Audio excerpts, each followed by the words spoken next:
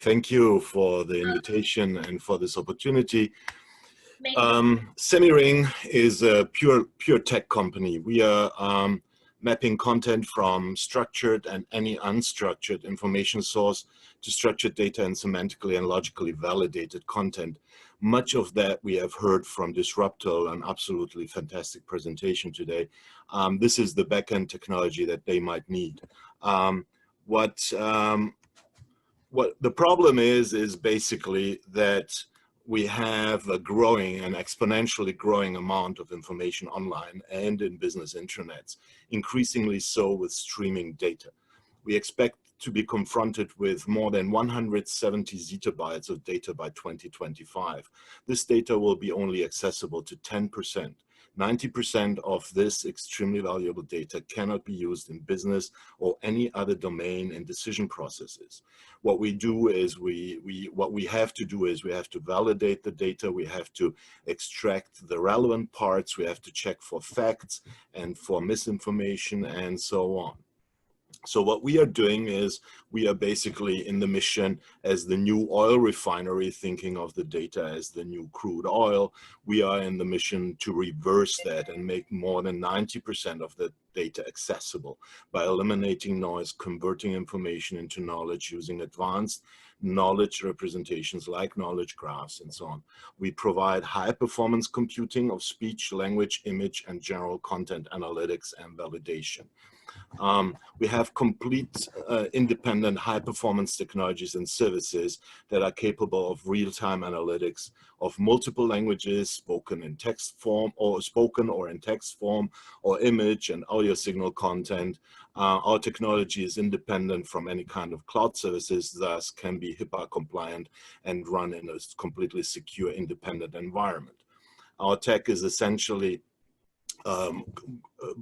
important to run the next generation of smart robots and drones, advanced levels of AI, and I can explain more later on the technologies and what we are doing. We provide unique technologies independent of third-party services, as I mentioned, for true content to knowledge validation and mapping. Our founding team consists of me, I'm the CEO, I have about 20 years of professional experience in the domain, and much longer as a hacker and developer and engineer in AI and NLP as a student and so on. Various colleagues who have industry experience in the Valley and in Europe running similar businesses who exited recently. I don't have to go into details about the market. I think we are all very well aware of what the market is in this sector. We expect for us, if we continue with this pace, to reach something like unicorn status in about 5 years from now, if not earlier. If we partner with the right businesses, we can actually reach that far earlier. We received initial funding already as pre-seed funding, and we gained some customer traction even during the pandemic. Our goal was actually not to look for customers, but rather to develop a very robust, solid tech environment that we can then market with much more efficiency.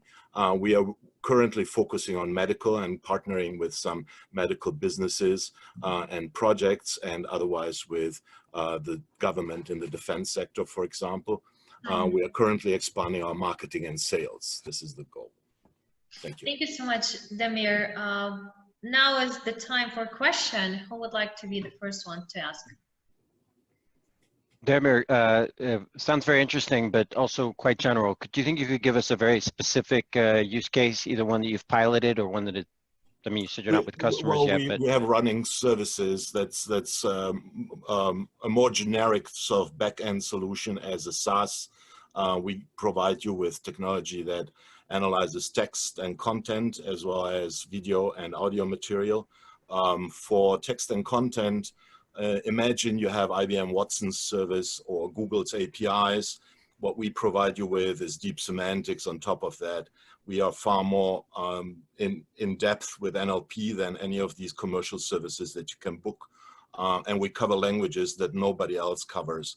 We have tech, and we are working currently on a project to provide services to the Kingdom of Saudi Arabia, focusing on Arabic. actually in the other direction, generating automatically documentation and summaries of content from English to Arabic or from other languages to Arabic. We can also develop language models for Uzbek and Pashto and various other rarely self-analyzed or commercially made available NLP technologies. For medical, what we are doing is we are extracting information from PubMed documents and mapping out certain variables into structured data that can be then used for decisions in various areas. I can't say details. We can talk about that if we sign some NDAs and do this offline. Okay, thanks. Thank you. The next question. Yeah, I have a quick question. At what scale have you tested this system? We developed a SaaS system that is completely compiled down. We have our own components. We can scale it up to millions of users, and we will launch a platform very soon. We just called it right now something like Analyze This, and soon we might be launching an expanded platform with more services to process images and so on, call it Analyze That will be available to general consumers. This is all developed by ourselves, runs on any cloud service, or you can run it in your intranet. You can scale it with respect to how much data you want to process in parallel, the stream capacity, as well as how many users you want to serve. There's no limitation. We are really sort of at a very large scale, very professional. Yeah, so that was my question. It's a petascale solution, and what is the latency that you have on the response on processing? Well, just to give you an impression, imagine the Mueller report, right? You're all aware of that. And this is a document that has about 450 pages.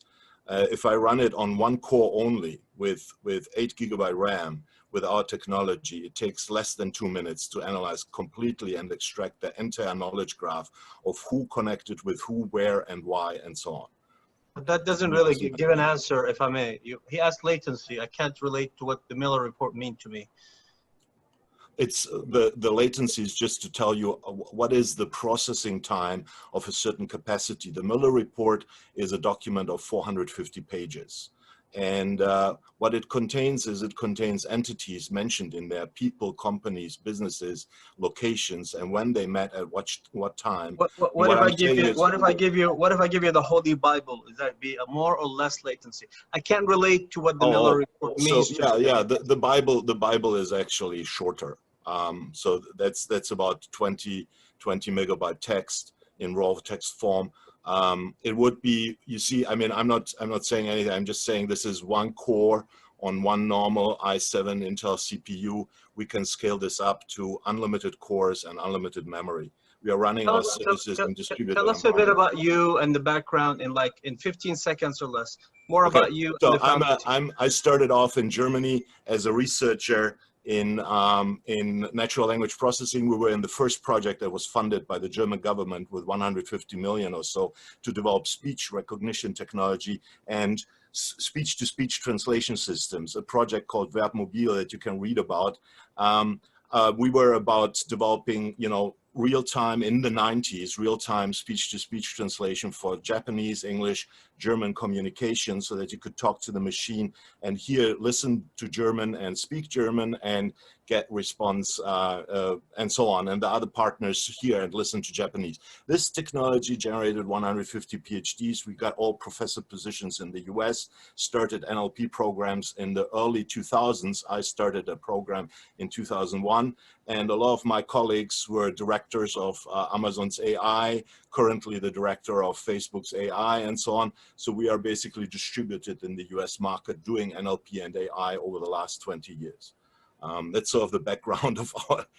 Thank you so much, Samir. I would like that we have a discussion. The only thing, I'm really sorry, but can you proceed this in chat because we're limited for time.